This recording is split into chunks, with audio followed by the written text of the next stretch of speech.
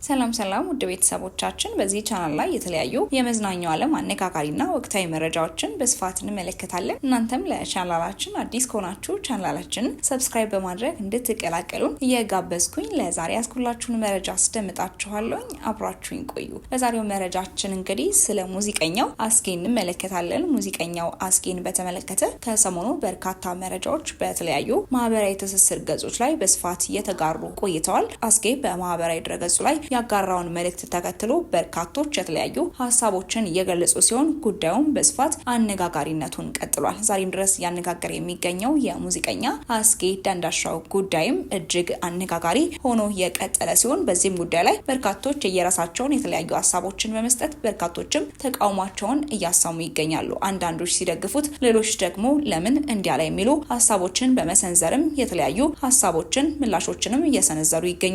አስጌን በተመለከተ የኢትዮጵያ ሴቶች ማህበርን ጨምሮ ሌሎች በርካታ ለሴቶች የሚቆረቆሩ አካላትም በዚህ ጉዳይ ላይ ምላሽን እየሰጡ የሚገኝ ሲሆን አስጌ ይህንን ማድረግ አልነበረበትም፣ እንዴት ሴቶች ላይ ተጽዕኖ የሚፈጥር ነገርን ያደርጋሉ ሲሉ የተለያዩ ጉዳዮችን በስፋት እያጋሩ ተመልክተናቸዋል። በተለያዩ ማህበራዊ ትስስር ገጾች ላይ እየተጋራ የሚገኘው የአስጌ በፍቅር ያበደች ሴት ካሳየኸኝ የማይሞት ሰው አሳያለሁ የሚለውን ንግግሩን ተከትሎ በርካቶች የራሳቸውን አጀንዳም በማህበራዊ ድረገጽ ላይ ያንሸራሸሩ ይገኛሉ። በዚህ ጉዳይ ላይ ከኢትዮጵያ ሴቶች ማህበር አንስቶ በርካቶችም ምላሽ የሰጡበት ሲሆን አስጌም ባልተጠበቀ ሁኔታ በዚህ ጉዳይ ላይ ኑና እሰሩኝ ሲል የድፍረትን ምላሽ ሰጥቷል። የአስጌን ንግግር ተከትሎ በርካታ ሴቶች እንዴት እንደዚህ ያደርጋሉ የሚሉና የተለያዩ ምላሾችን በቲክቶክ በፌስቡክና በተለያዩ ማህበራዊ ትስስር ገጾች ላይ ሲያጋሩም የተመለከትነው ጉዳይ ነው። አስጌ ከሰሞኑ አነጋጋሪ ከሆኑ አርቲስቶቻችን መካከል አንዱ ሲሆን እሱም በሚሰጡ የትኛዎቹም አስተያየቶችና ጥያቄዎች ላይ ምላሽ መስጠቱንም አሁንም ድረስ ቀጥሏል። በሙዚቃ ስራዎቹ የሚታወቀው አስጌ የተለያዩ የሙዚቃ ስራዎችን ለረጅም ዓመታትም ሲያቀርብ ቆይቷል። እናም በጋሞኛ ስራዎቹ ከፍተኛው እውቅናን ያገኘው አስጌ ከሰሞኑ ደግሞ እንዲህ ባለው ጉዳይ መጥቶ አነጋጋሪነቱ ይበልጥ እየጨመረ መጥቷል። ታዲያ ይህንንም ተከትሎ የተለያዩ የህግ አካላትም አስጌ በእስር እንደሚቀጣ በተለያዩ ማህበራዊ ትስስር ገጾች ላይ ሲያጋሩም ተመልክተናል። አስጌ የሰጠውን ምላሽ የምንመለከት ሲሆን ሊያስቀጣ የሚችለው ጉዳይንም በተመለከተ የህግ አማካሪና ጠበቃዋ ሰብለህ ምን አለች የሚለውንና በርካቶችም የተቀባበሉት የሚገኘውን መረጃ እናጋራችሁ።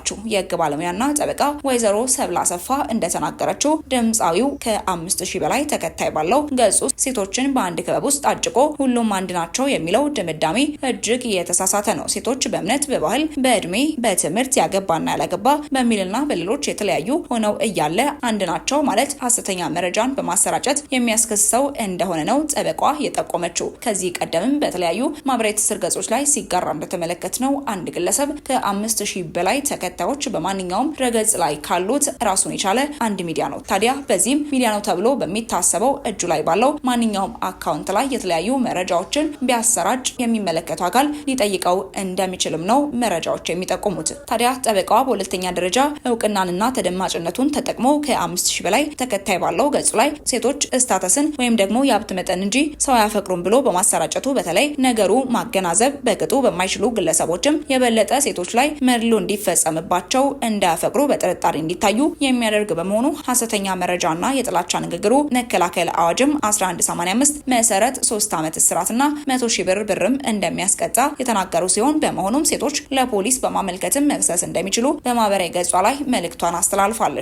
ታዲያ ይህንን ተከትሎ በርካታ መረጃዎች እየተጋሩ ሲሆን ከነዚህም ውስጥም ሴቶች በፍቅር ምክንያት የአእምሮ ጤና ችግር አይገጥማቸውም፣ አያብዱም የሚለው አስተሳሰብ በዘፈቀደ መሰለኝና ደሳለኝ እንጂ በጥናትና በምርምር የተደገፈ እንዳልሆነም እየተነገረ ይገኛል።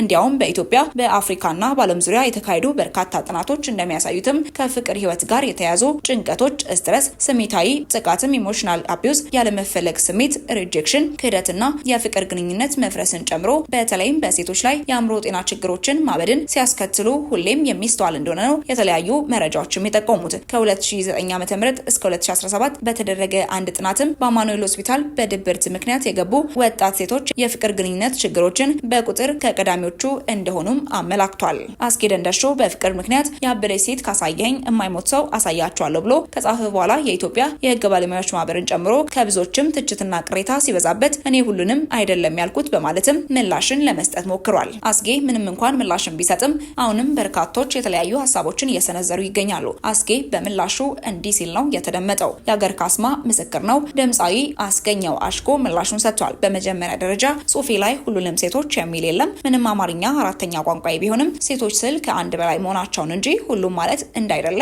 ጠንቅቄ ያውቃለሁ። ሲቀጥል አታብድም እንጂ አታፈቅርም የሚል ጽሁፍ በየትኛውም የፊት ገጽ አሊያም ማህበራዊ ሚዲያ ላይ አላጋራውም ሲልም እንደውም ለሴቶች ድምጽ መሆኔን ነው የማውቀው። ዓለም ያልመሰከረላቸው ጥንካሬ ነው የመሰከርኩላቸው። ወንድ ልጅ ሴት ልጅ ጥላው ስለሄደች ስለተከዳ ብቻ ሰማይ የተዘጋበት ሊመስለው ይችላል። አቅሎን ሊስት ሊያብድና ጨርቁን ጥሎ ጎዳና ሊወጣ ይችላል። ለዚህም እስከዛሬ ትመጣለች እያለ በተስፋ የሚጠብቀውን መንገድ ላይ ቆሞ መንገድ የጠፋውን እሷን ፍለጋ ራሱን ያጣውን ወንድማችንን ማየት በቂ ነው ሲልም በማንሳት ሴቶች ጋር እንዲህ አይነት ነገር እምብዛም አይታይም። ይህ ደግሞ ጥንካሬያቸውንና ልዩ ፍጥረት መሆናቸውን ነው የሚያሳየው። ከዚህ ተነስቼ ነው ሴት ልጅ በፍቅር አታብድም የምለው። ለምን አያብዱም ትለናለ? እናብዳለን ብላችሁ የምታብዱ ሴቶች ደግሞ አለው አታብዱም፣ እንድታብዱም አልፈልግም። እኔ የልጄ ሴት ልጅ አባት የእናቴ ልጅ ነኝ። ማበድም ደግሞ የፍቅርም የጀግንነትም መገለጫም አይደለምና የወሰድኩባችሁ ክሬዲት ካለም በይፋ መልሻለሁ። ይቅርታዬንም እነሆ። ለሚመለከተው ግን አንድ ነገር ማለት ፈልጋለሁ ሲልም ተደፍረው የተገደሉ ህጻናትን ዶሴ አቧራ ሳያራግፍ አክሱም ላይ በሂጃብ ምክንያት ከትምህርት ገበታ ስለታገዱ ሴቶች ዝምታችንን ሳንሰብር በትግራይ ጦርነት ጊዜ ከ15 እስከ 49 ዓመት እድሜ ክልል ውስጥ የሚገኙ ሴቶች 10% የሚሆኑት ሲደፈሩ ያልነበርን ለቀነኒ አዱኛ ወላጆችና ቤተሰቦች መጽናናትን እመኛለሁ። አታብዱም ተባልን ተብሎ መግለጫ ማውጣት ከየት ተማርን? እንዴት ቻልንበት? ሞራሉንስ ከየት አገኘን? ማለትም ወዳለሁ።